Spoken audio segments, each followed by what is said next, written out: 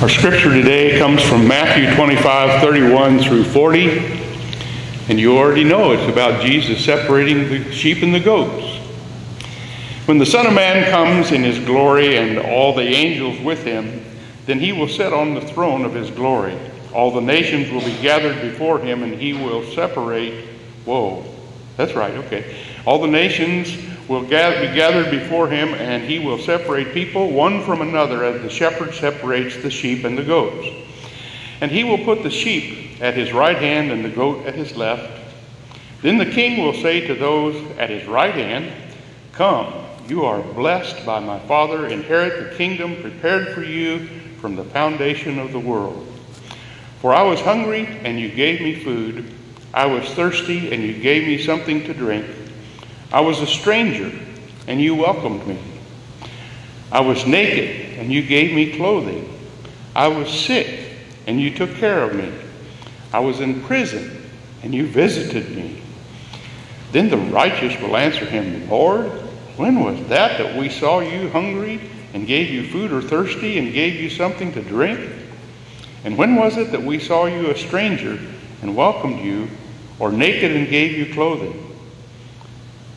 And when was that we saw you sick or in prison and visited you?" And the king will answer them, "Truly, I tell you, just as you did it to one of the least of these, my brothers and sisters, you did it of mine, you did it to me." This is the word of the Lord for the people of God. Thanks be to God.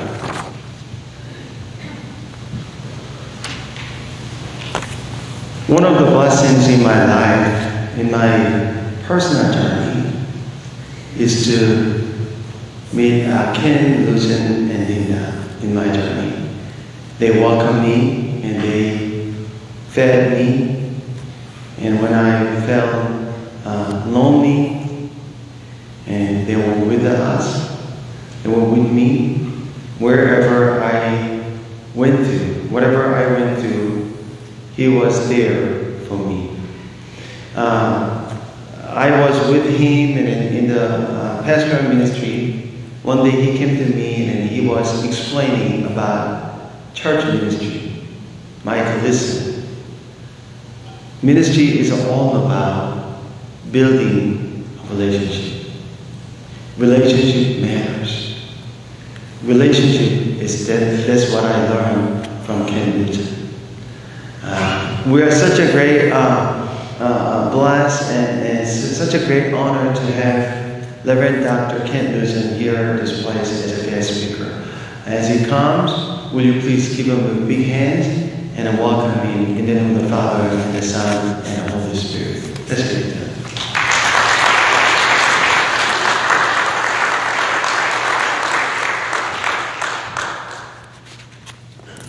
God works in strange ways. And the first time that Michael came to the church that I was serving, I was looking for another student. And I noticed that she wasn't there yet. I looked out and I saw this, which I knew by that point was a Korean young man. I wonder if he's going to St. Paul. And Michael came out that morning and said, after hearing the message, "I want to join your church." Well, I knew he wanted to join my church because he had to be a United Methodist for a year before he could become one of our pastors. From my experience with working with the Korean church, and I said, "Well, I'd love to have you. Why don't you come be on my staff?" And we have been close ever since. I look at Michael more like a son than I do a fellow colleague at that point. And then he did a wonderful thing. He brought Esther into our life. Esther was in Denver. Michael was at some meeting, and he said, "Is there any way that you can get Esther to your house and take care of her for a few days?" Well, I didn't know Esther. She didn't know us, but she came and became a part of our life. And then Esther, being of senior age, we thought probably wouldn't have children. But, oh, were we ever wrong. She had 3 of the most beautiful children, and we've come to love them and they'd be a part of our family. Our whole family looks at the Park family as a part of the family. They talk about them as brothers and sisters and their children. So it's really been our honor to have them come into our lives. After 50 years, of service in this United Methodist Church. 43 of those years being appointed by a bishop to a place that we didn't know we were going to move to, but the bishop moved us. After those 50 years, I finally laid the mantle down in the end of 2019 and retired. Well, I really didn't know what retirement was all about, but COVID helped me understand what retirement was all about. It isolated me in my house, didn't let me do anything for a couple of years, and I thought, I'm going to go absolutely crazy as retired. I've got to find something to do. And so I started back on a task that I'd set out on a number of years before that, to write a book about my ministry. I grew up just as a normal young adult, teenager. People looked at me and wondered if I'd ever get out of high school because I was so ornery. And I never ever thought that my life would end up in the church. But it did. And what a wonderful life it's been. The relationships that have been built from the years in the church. But God had a different plan for me than just to enjoy my life and have lots of friends. There was a sense in my coming into the ministry, which surprised a lot of people, that there was a purpose that I was to fulfill in my life. And not having grown up in the church, I didn't know a lot of the things that you all know. I would have to find that out. Linda and I went and visited with the superintendent when I shared with my pastor that there was something going on in my life and I wasn't sure of it. And when we came out, he said, well, the best way to find is just to serve a church. And as we're driving home, Linda said, what did we just do? I said, I'm not sure, but I think he wants us in June to go serve a church. And she said, are you sure? And I said, I don't know. Let's give it a try. What could it hurt?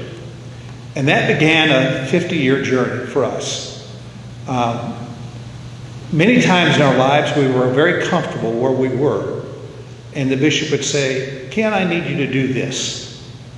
And he would send me to some other place. And that is kind of the parameters of my ministry. I never said no.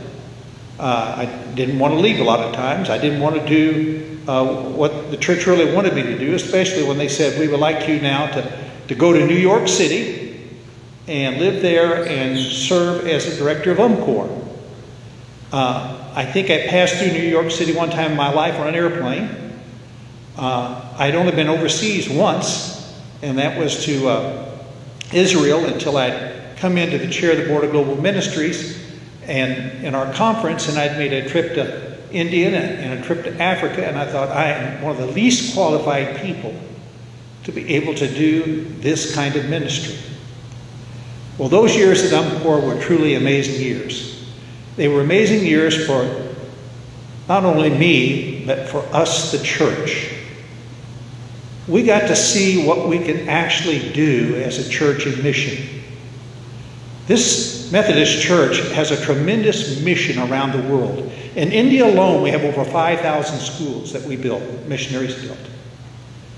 And as the world has changed in Africa and India, those schools became the public schools in those countries.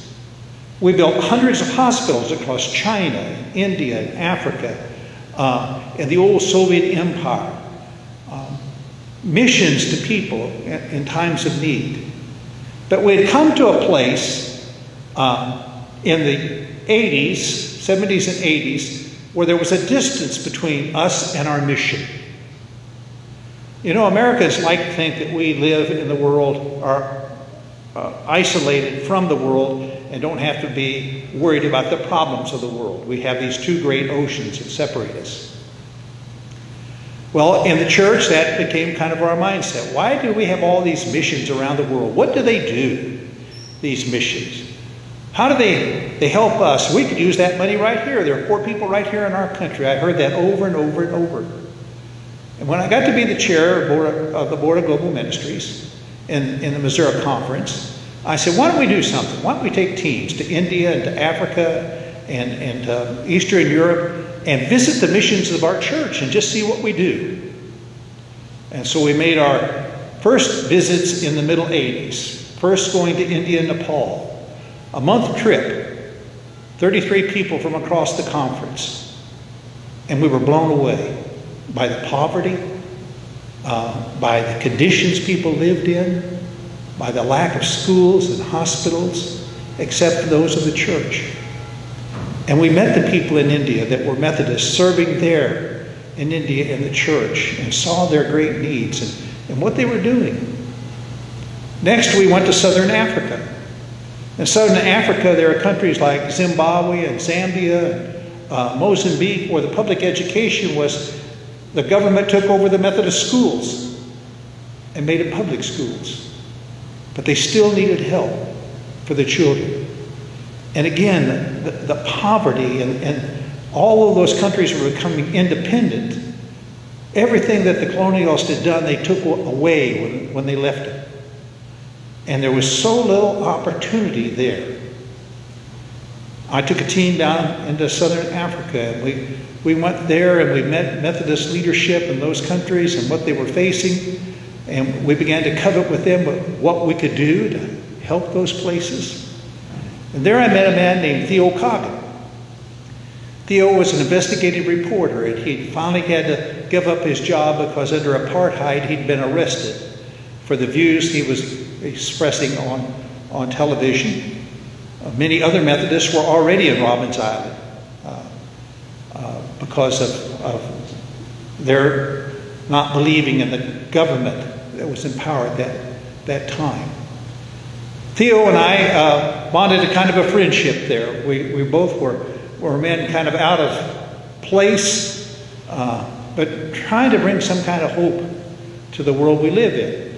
And so over the course of the next 30 years, Theo and his wife Ruth, who is an editor and a very gifted person, we worked together and went back and forth. And then in 1992, I was in South Africa, and I ran into a group of people from the Board of Global Ministries. And we visited for a while, and when I came back, my superintendent, who was your Bishop Fitzmoody, said, I've been talking to the Board of Global Ministries, and they'd like for you to go to New York and to be the director of UMCOR. I said, they're crazy. I'm not going to do something like that. But I ended up doing that. And I served for years there and visited over 50 countries where we have mission as Methodists and tried to tell their story. Brought people here from Mozambique and other places around the world, Russia. We had a large mission in Russia. And then I came to kind of the end of the journey. That's when they appoint you as a DS. When the bishop appoints you as a DS, you know you're at the end of your career. Because it's not a very grateful job. People don't just say, oh, we just love our DS. You know, they came in and took out our minister. Things like that. So I did that for a few years and then worked for one of my associates for a few years and retired. And in that retirement, I thought to myself, you know, the church doesn't know this story. And so I began to try to write a book. And while I can talk and preach a sermon, I'm not very good at writing one down and you're reading. You probably would go, So we were in South Africa, and Linda and I were trying to convince Theo, who is an author, writes about religious leaders, that he should write a book about me. And he said, no, Ken's my friend. I don't write books for friends. Well, after we got through that, he finally said, well, you have had an amazing ministry. So he did. He agreed to do that. And these last 6 years, we have been working on this ministry of, he calls it of Ken Lujan, but it's really the ministry of our church. As our church rediscovered its mission in the world and what we're called to do. When I look back on my life and what's taken place in my life, I'm absolutely amazed, especially at what you, the laity in this church, can do when our leadership stops trying to decide who's supposed to sit in the pews and allows us as a people to become united in our mission and what Christ calls us to do. The church, really, people, is about living our faith, living Christianity. How do we live Christianity? Well, as the Methodist people, we start with this belief. We start with the belief that God is the giver of life. You've heard the passage, love the Lord your God. Well, that's what it means. We love our God because God has given us life. I don't know when I came to that realization, but it was a long time ago. But every morning when I awaken, I say, thank you, God. I see I'm getting another day. Because I've done nothing to deserve it or earn another day. But God gives me another day. Now, one night I won't wake up. We all know that's the cycle we live in. But we're given the gift of a day, a gift of life in that day. And as we live that day, we meet with the people that we've come to love and be a part of, family and friends. We go to our businesses and do our jobs and try to be loyal and faithful people, and life blesses us, especially in this place where you and I live. We are so blessed. After seeing the world and what's in the world and what people suffer with, I realized what Jesus was talking about in that Matthew 25 passage. What he was saying, those of you that live your life and are called to love your neighbor. To love your neighbor. Well, what does that mean? Well, of course I love the people around me, but I'm in a world with, what is it now? 8 billion people? I don't know how I really feel about those people. I don't see them as neighbors, but they are. And as we went out and discovered the mission of our church, we began to realize that we are a part of a world community. We have brothers and sisters in all kinds of places. And the people that I was able to come and know, our church leaders, I did in a different way than our normal executives do. Instead of sending staff to India to see what the conditions are like and what we can do, I went myself. Instead of going to Bosnia, having staff going there and saying, is there anything that we can do in that part of the world, I went myself. I went into Bosnia. I saw the situation with the refugees there. And I worked with the European Union to develop a program to run the refugee centers in Bosnia. We ran 17 of them all through the war. Did a marvelous job there. And we staffed it with putting an appeal out to the church. And good United Methodist people said, I could go there and work with children. I could go there as medical personnel. And we took in volunteers. The UN said, you can't do that. I said, what do you mean I can't do that? I didn't make them come. And they said, well, what do you pay them? I said, I don't pay them anything. They come as a people sharing their faith. And we were written up in a number of European journals and places on the work that we did there with children. And the women that were the victims of the war that we brought out of the rape camps and tried to rehabilitate. It's amazing what this church is able to do. We started a national disaster program here in the United States, and the Lord said, oh, well, you want a disaster? So it brought along Hurricane Andrew. That was my first hurricane, southern Florida.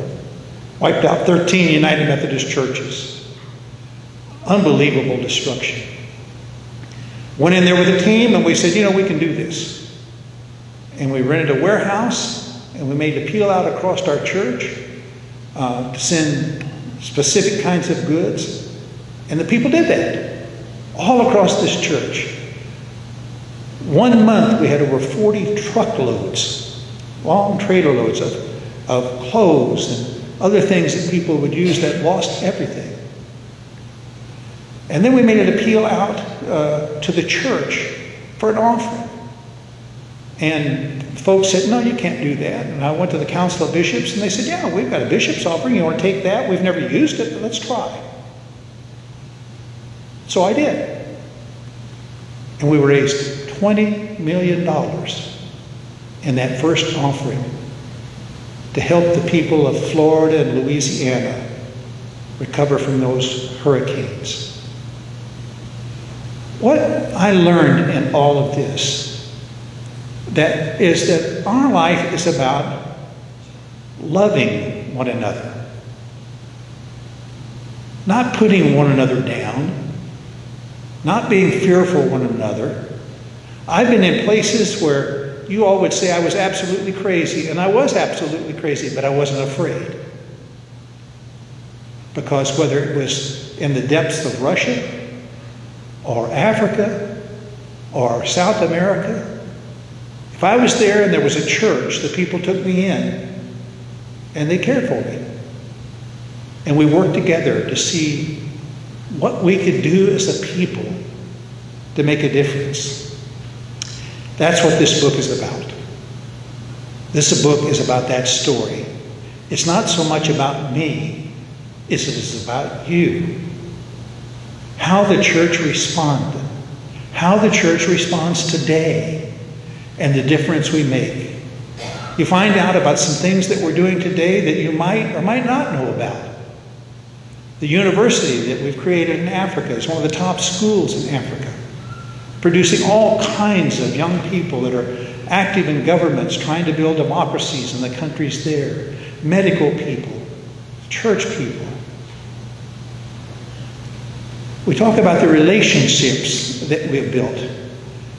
My last church was North Cross Church. And when I went to New York, I said, now I'm going to need some help, people. And I had lay people there that retired and came and worked with us.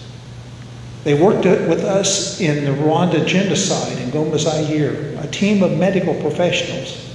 They came in and gave their time to work in a camp where we had over 6,000 orphan children, small children, trying to keep them alive, trying to give them a sense of hope as we built a tent city there for those children. It's amazing what we have done as a church around the world. And that story needs to be told. You need to know how important your gifts are to the life of this church and the difference you make. I'll close with this story. I met, while I was in New York, and made a very dear friend, David Flute. He was the person that was responsible for interpreting UMCOR to the church, and the person that actually got me to be the director of UMCOR by accident. Maybe not accident. David was a man that opened the door for me to go to places where people normally don't go, and to do things people normally say is impossible. And he did it through telling the story of the church. He talks about when India became independent and the country was divided between Muslim and Hindu, and they formed the countries of Bangladesh and Pakistan, that our Methodist church, which was very strong there.